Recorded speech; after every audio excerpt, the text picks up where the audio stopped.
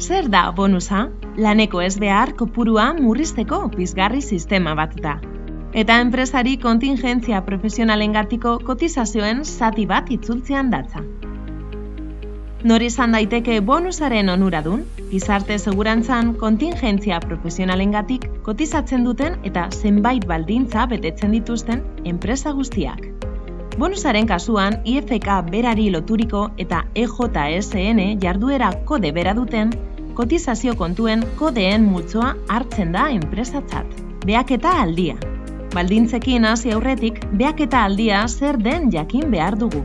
Behaketa aldia gutxieneko kotizazio volumena lortzeko beharrezkoa den urte kopurua da, gehienez ere laukoa. Urte horiek elkarren segidakoak izan behar dute, justu eskaera egin aurrekoak eta aurreko eskaera baten parte izan direnak baztertu egin behar dira. Zein dira bonusa lortzeko baldintzak?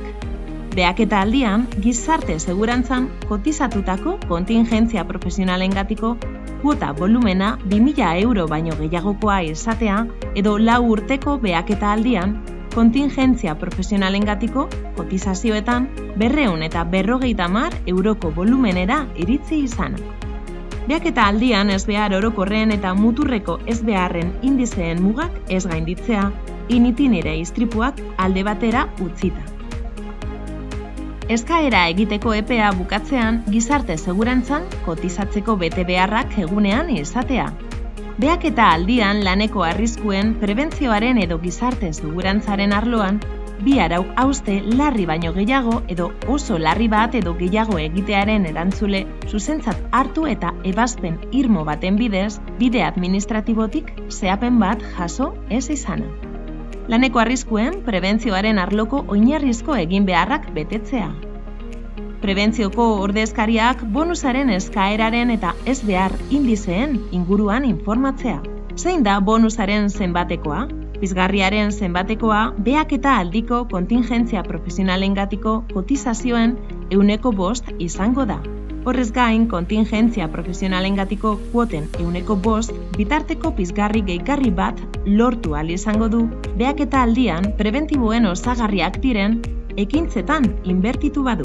Ekintza osagarritan egindako, zer inbertsio motak ematen du 5% pizgarri gehigarria lortzeko aukera? Bat motako enpresetan. Baliabide prebentibo propioen langile taldea ezartzea edo handitzea. Enpresaren prebentzio sistemaren borondatezko kanpo auditoriak egitea. Enpresan ibilgailu bidezko mugikortasuneko planak egitea. Lan baldintzak hobetu ditzaketen laneko ekipoetan edo banakako babeseko ekipoetan inbertitzea. Bi motako enpresetan. Enpresaburuak prebentzio jarduera bere gain hartzea edo baliabide prebentibo propioak ezartzea. Lan baldintzak hobetu ditzaketen laneko ekipoetan edo banakako babeseko ekipoetan inbertitzea. Enpresaburuak edo hautatutako langileek laneko arriskuen prebentzioari buruzko prestakuntza jasotzea. Eskaera aurkeztea. Mutualiak bonusa eskatzeko prozesuan lagunduko dizu.